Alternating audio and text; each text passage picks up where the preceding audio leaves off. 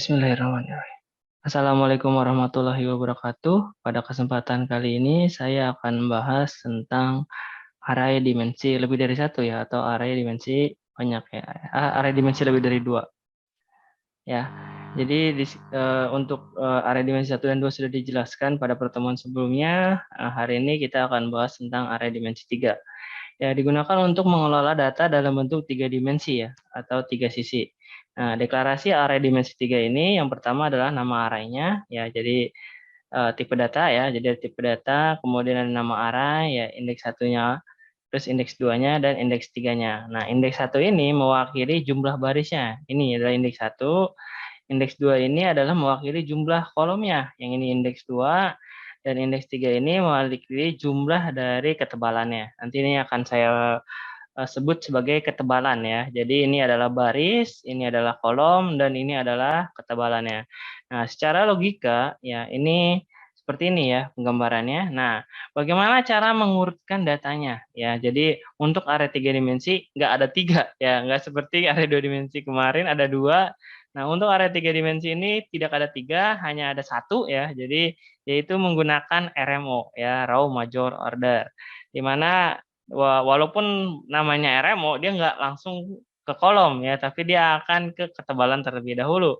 Jadi misalkan ini kita gambarkan, dia akan menjadi seperti ini ya. Jadi misalkan kita gambarkan seperti ini hasilnya adalah ini menjadi urutan pertama ya, ini menjadi urutan kedua ya, ini menjadi ketiga, keempat ya, ini kelima, keenam, ini ketujuh ya, ini ke-8, ini 9, ya nanti di belakangnya ada 10, 11, 12, 13, 14, ya 15, ya ini yang ke-15, ini yang ke-16,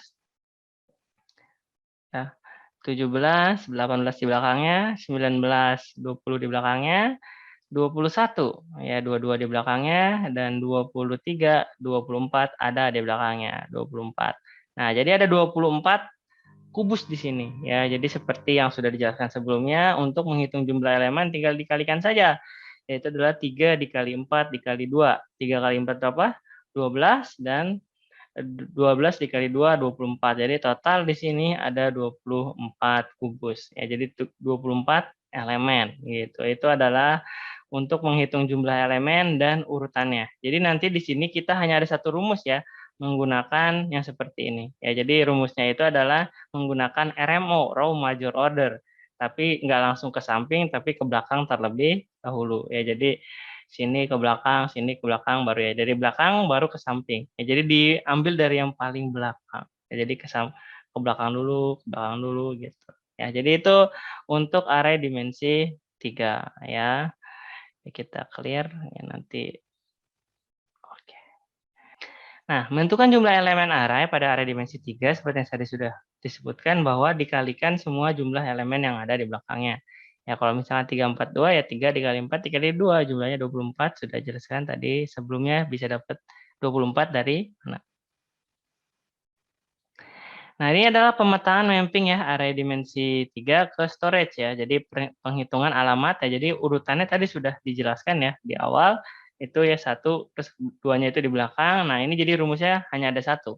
Ya, untuk lebih jelas saya akan menggunakan rumus ini saja ya. Jadi rumusnya itu adalah di sini, oh ya, rumus array 3 dimensi ya. Jadi alamat dicari ya. Ya, itu jadi berapa alamat dicarinya nanti.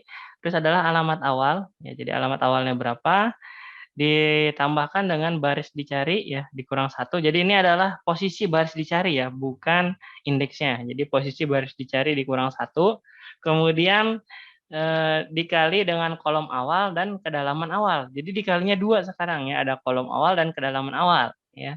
Ditambah dengan kolom dicari dikurang 1 ya, jadi kolom dicarinya berapa, nanti yang indeks kedua dicarinya berapa, dikali dengan kedalaman awal. Jadi kedalaman awal itu adalah indeks ketiga ketika deklarasi berapa, kedalaman dicari dikurang 1 ya, ntar dijumlahkan semua, kemudian dikali dengan tipe datanya. Seperti biasa kita akan buat seperti ini ya. Jadi kita tentukan ininya ya, diketahuinya ya. Jadi diketahuinya apa saja.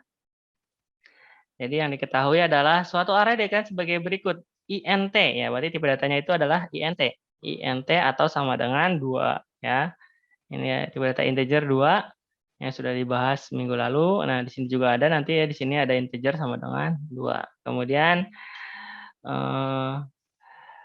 dideklarasikan A243. Berarti yang diketahui adalah ini ya, yang di alamat awalnya itu adalah baris awalnya 2, kolom awalnya 4 dan kedalaman awalnya itu 3 ya. Jadi baris awal 2, kolom awal 4, kedalaman awal 3 ya, 2, 4, 3 ya. Jadi ini baris awalnya 2, kolom awal 4, kedalaman awal 3. Kemudian ini alamat awal indeks 00-nya itu berada di 0011H. Jadi alamat awal indeks awalnya itu adalah 0011H. Ingat ini adalah satuannya heksadesimal ya. Terus alamat dicarinya berapa? Alamat dicarinya adalah berarti ditanyakan ya, ini adalah A232 ya. Jadi yang ditanyakan adalah alamat dari A232 ya. Dengan demikian bisa kita simpulkan bahwa baris dicarinya 2, kolom dicarinya 3, kedalaman ya, oh salah nih, maaf ya. Kedalaman dicari, oke. Kedalaman dicarinya adalah 2. Ya, jadi ini rumusnya ya. Jadi seperti ini cara pengerjaannya, misalkan ada permasalahan seperti itu ya. Nah, kemudian kita tinggal masukkan di rumus saja. Ya, jadi alamat dicari sama dengan berarti alamat dari A232 ya. Jadi alamat dari A232 sama dengan alamat awalnya berapa? Alamat awalnya adalah 0011H. Ini masukin aja.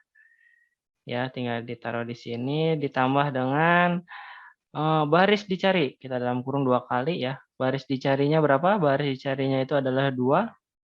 Kemudian kita kurangkan 1. Kemudian kita kalikan dengan kolom awal ya. Kali kolom awal dan kedalaman awal. Berarti dikali 4 dan dikali 3. Nah, seperti itu. Kemudian ditambah, ya ingat ini perkalian dilakukan terlebih dahulu ya. Kemudian kolom dicari 3, berarti dalam kurung 3 dikurang 1, oke, dikalikan dengan kedalaman yang awalnya. Kedalaman awalnya adalah 3, berarti dikali dengan 3. Berikutnya adalah kedalaman dicari, ya kedalaman carinya itu 2 dikurang 1, oke. Kemudian ini dikurung, dijumlahkan semua, dikalikan dengan tipe datanya. Tipe datanya adalah ukurannya 2. Ya, jadi seperti ini. Kemudian ini sama dengan ya. Jadi ini bisa kita sama dengankan ya. Jadi sama dengan adalah 0011H, ini 0011H kita tambahkan dengan kita hitung di sini. 2 dikurang 1 1 ya. 1 dikali 4 dikali 3 12 ya. Kemudian 3 dikurang 1 itu adalah 2 ya. Jadi kita bisa tuliskan ini dalam kurung 2 ditambahkan dengan 12 ya. 12 ditambahkan 3 dikurang 1 2, 2 dikali 3 itu adalah 6 ya, ditambah dengan 6 ditambah dengan 2 dikurang 1 ya, ditambah 1. Oke, ini nanti kita kalikan dengan 2 ya. Jadi ini bisa kita tuliskan lagi bahwa sama dengan ini adalah 0011H ditambah 12 tambah 6, 18 tambah 1, 19. 19 kali 2 ya, yaitu adalah 38 ya. 38. Nah, 38 di sini ini bukan heksa. Jadi nggak bisa langsung dijumlahkan ya. 38 di sini itu adalah desimal, sehingga kita tuliskan di sini adalah 38 desimal. Nah, 38 desimal berapa heksanya? Ya, kita pakai konversi bilangan dari desimal ke heksa. Bagaimana caranya? Ya, seperti yang dijelaskan pada pertemuan sebelumnya ya, dibagi dengan 16. Jadi dibagi 16, ya dibagi 16 hasilnya berapa. Nah, kita buat ya. Jadi misalkan seperti ini, 38 itu berapa heksanya? Nah, 38 itu heksanya adalah, nah ini kita bagi 16 saja, 38. Ya, ini dapat 2. Ya, dapat nih dibagi 16 ya. Nah, 3 itu 2 ya. Terus ini adalah 30 berapa?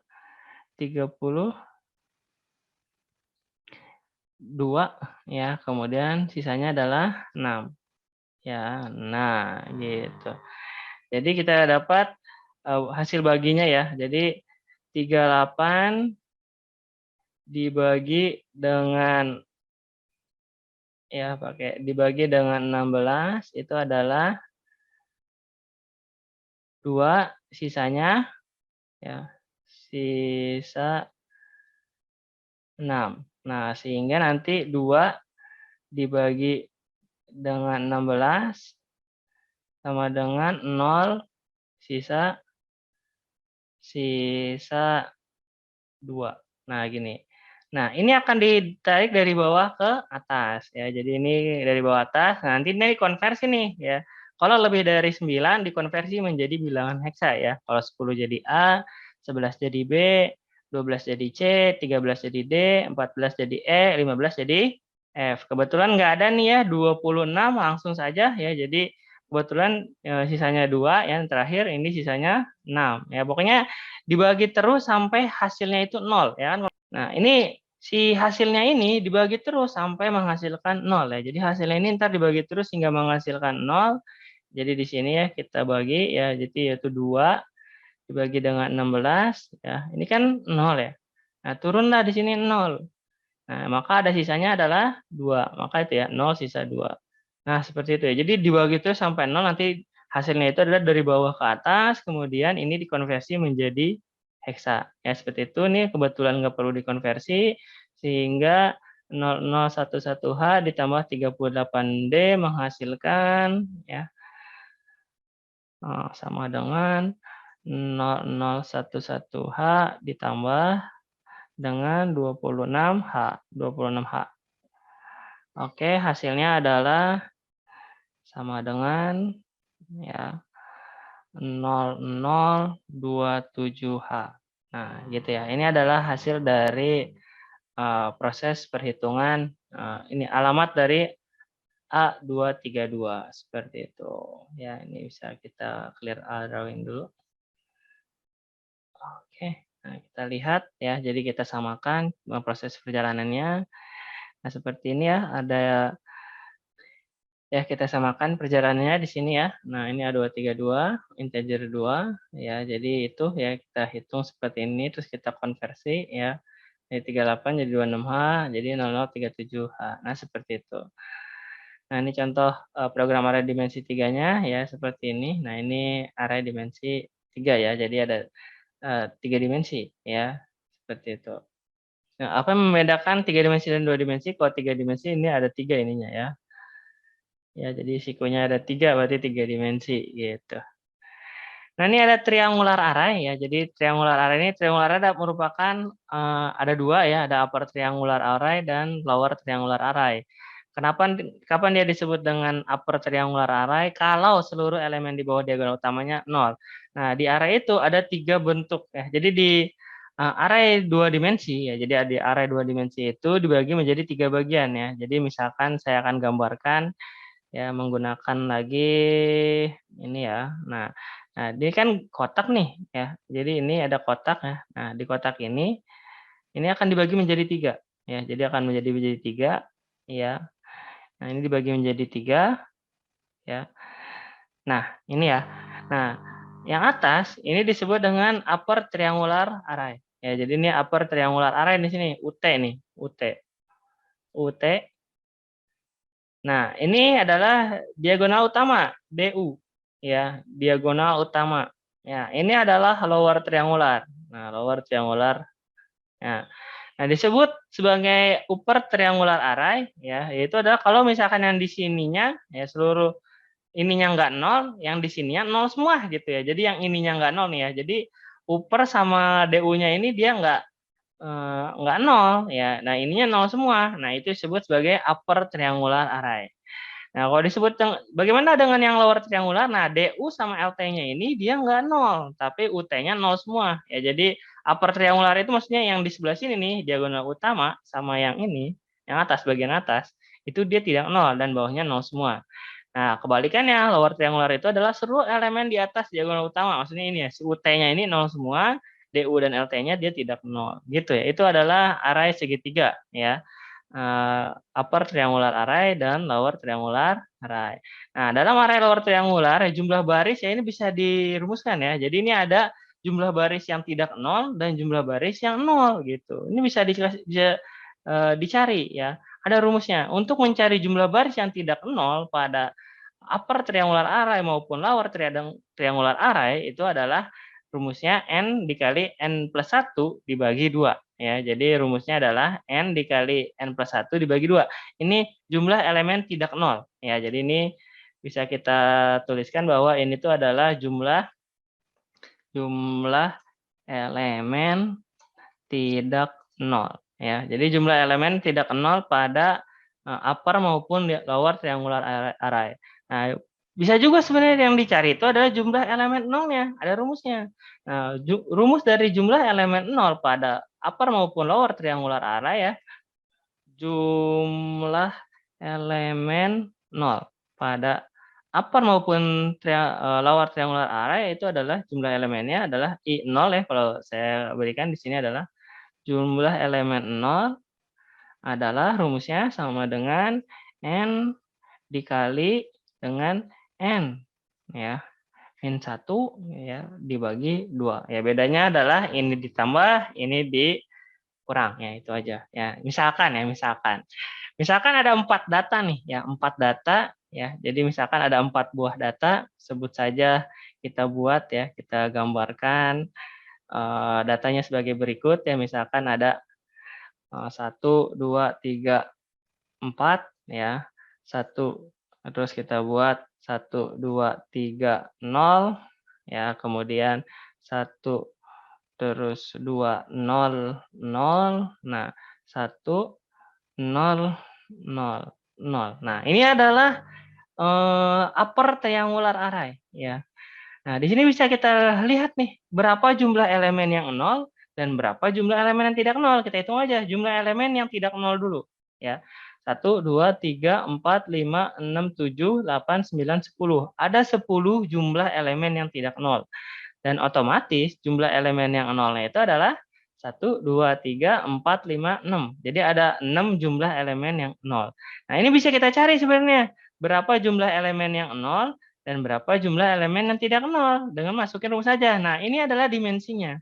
Jadi misalkan ada dimensinya 4, ya berarti jumlah elemen tidak 0 pada upper triangular array yang berdimensi 4 yang tidak 0 ya. Kita masukin aja di sini. Ya, jumlah elemennya adalah n ya, kita masukkan ya, berarti di sini 4 dikali dengan 4 tambah 1 5 ya, jadi 4 dikali 5 ya dibagi 2 ya, 4 kali 5 dibagi 2 sama dengan ya 4 kali 5 20 bagi 2 10 ya, jadi jumlah elemen tindak nolnya itu adalah 10. Nah, bagaimana jumlah elemen nolnya? Bagi jumlah elemen nolnya ini tinggal dikurang 1 nih, tinggal diganti ya. Kalau kita bisa lihat berarti 4 dikurang 1 berapa? 3 ya. Jadi dikali dengan 3 dibagi dengan 2. Ya, 4 kali 3 12 bagi 2 sama dengan 6. Ya, maka ini adalah rumus untuk menentukan jumlah elemen 0 dan jumlah elemen tidak 0 pada upper maupun lower triangular array ya, yang berdimensi kuadrat ya, artinya berdimensi sama ya antara baris dengan kolomnya. Jadi jumlah kolom sama jumlah barisnya harus sama. Ini adalah array segitiga ya. Jadi bentuknya dia segitiga, maksudnya gini tuh. Jadi ada segitiga di bagian atas dan segitiga di bagian bawah. Seperti itu ya. Oke. Nanti ini kita clear.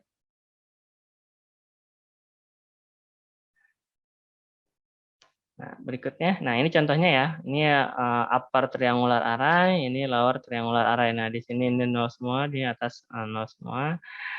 Ya, ini bisa dihitung rumusnya ya. Jadi jumlahnya kalau yang ini ditambah ya. Kalau yang ini upper triangular array, ini adalah lower triangular array. Ya.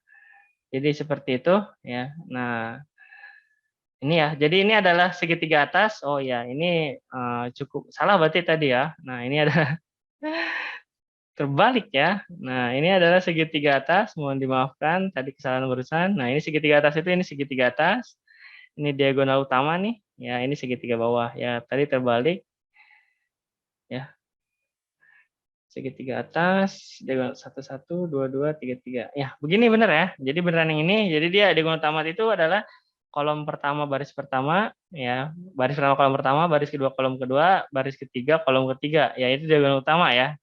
Nah, ini diagonal utama berarti ini adalah segitiga atas ya, SA segitiga atas ya, atau upper triangular. Ini adalah segitiga bawah, SB. Ini adalah SB atau lower LT ya, lower triangular. Ini adalah DU, diagonal utama. Ini adalah DU, diagonal utama ya, sama. Ya, jadi bisa dihitung ya. Nah, ini adalah jumlah elemen nolnya adalah 3, yaitu kalau kita rumuskan kan 3 kali 3 berarti dimensinya 3. Ya, dimensinya 3, kita masukkan angkanya 3, 3 dikurang 3 dikali 3 dikurang 1, 3 kali 2 dibagi 2, yaitu adalah 2. Ya, untuk yang nolnya. Kalau yang tidak nolnya itu ada 6. Ya, 3 dikali 3 ditambah 1 dibagi 2, yaitu adalah 6. Ini ya, ini adalah rumusnya. Tolong dimaafkan tadi salah ya.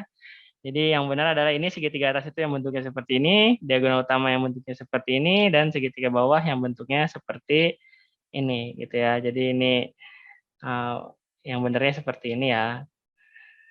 Oke, kita clear. Nah, ini triangular area lanjutan ya. Ini bisa digabung ya, upper triangular dan lower triangular menjadikan area utuh yang dimensinya akan bertambah 1 ya. Bisa atasnya bertambah 1 atau sampingnya bertambah 1 ya, atau barisnya bertambah 1 atau kolomnya bertambah 1. Nah, ini bisa digabungkan ya, bisa kita tempelkan ini di bawah ya. Jadi misalkan kita tempelkan ini di bawah, jadi dari 1 itu di bawahnya ada 7 ya. Atau bisa kita sama ditempelkan di samping, berarti yang satunya itu ntar di sini, gitu ya, ditempelkan. Nah, ini seperti ini ya. Ini kalau ditempelkan di samping ya, jadi seperti ini. Atau bisa ditempelkan di bawah, ntar jadi 4 kali 3. Ya, jadi si 7-nya itu terus ini. 7, 8, 11 gitu ya. 9, 12, ininya 13. Jadi ntar 4 kali 3. Ini bisa penggabungan dari triangular array. Nah, ada juga sparse array ya. Sparse array ini adalah array yang banyak elemen nolnya dibandingkan dengan array yang tidak nolnya. Ya, jadi banyakkan elemen nolnya dibandingkan dengan yang tidak nolnya. Ini adalah sparse array, array berdimensi jarang, ya, maksudnya array yang datanya jarang. Nah, berikutnya ada latihan di sini, nanti akan dibahas ya di kelas ya. Jadi nanti akan dibahas melalui WAG untuk latihan ini. Ini bisa dikerjakan ya untuk mencoba menggunakan rumus yang tadi diberikan.